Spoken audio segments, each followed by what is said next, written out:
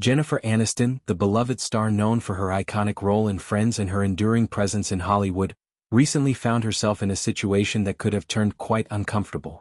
She was photographed leaving the glamorous Sunset Tower Hotel in Hollywood alongside a close-knit group of girlfriends, including Molly McNenny, the wife of late-night host Jimmy Kimmel.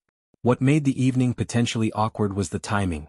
Just about 40 minutes earlier, her former flame, the singer-songwriter John Mayer, had exited the very same venue by himself, casually carrying a book under his arm.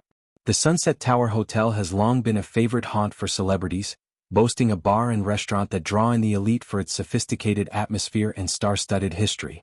On this particular night, the stars aligned, or perhaps misaligned, in a way that highlighted the lingering connections from Aniston's past romantic life. Aniston, now 56, looked effortlessly stylish as always, dressed in sleek black attire that accentuated her timeless elegance. She held her hair back against the breeze as she made her way to the valet stand and slipped into her waiting car. Meanwhile, Mayer, 48, opted for a more laid-back look, layering a black jacket over a pale blue button-down shirt tucked into boxy gray cargo trousers.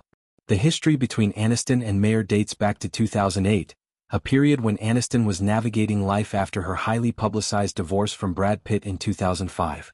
Pitt's departure for Angelina Jolie had been tabloid fodder for years, and Aniston had been linked to a few others before Mayer entered the picture. They were introduced at an Oscars party and quickly sparked a romance that lasted on and off for about a year.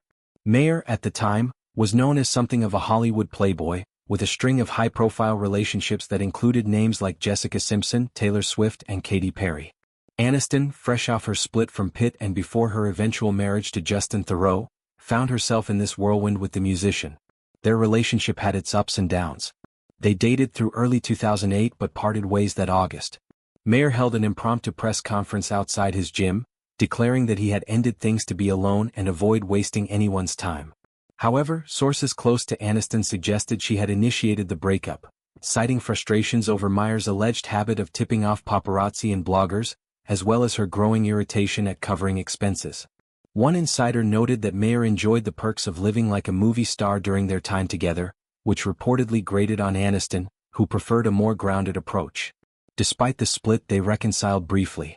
Mayer accompanied Aniston to the 2009 Vanity Fair Oscar party, where they were captured in a warm, affectionate hug that suggested lingering feelings. Yet weeks later they called it quits for good. Sources described disagreements that led them to part amicably, with Aniston moving forward happily. Mayer, reflecting on the breakup in a Playboy interview, expressed regret, saying he would always be sorry it didn't last and wishing he could be with her. He candidly admitted differences stemming from their age gap. He was in his early 30s while she was 40, and joked about needing to be 32. He highlighted how her success predated the era of constant social media scrutiny like TMZ and Twitter, contrasting it with his own tweeting habits. Aniston responded gracefully, acknowledging that Mayer felt the need to publicly claim he ended things, especially given her fame. She emphasized that there was no malice, that they cared deeply for each other, and that they remained on good terms.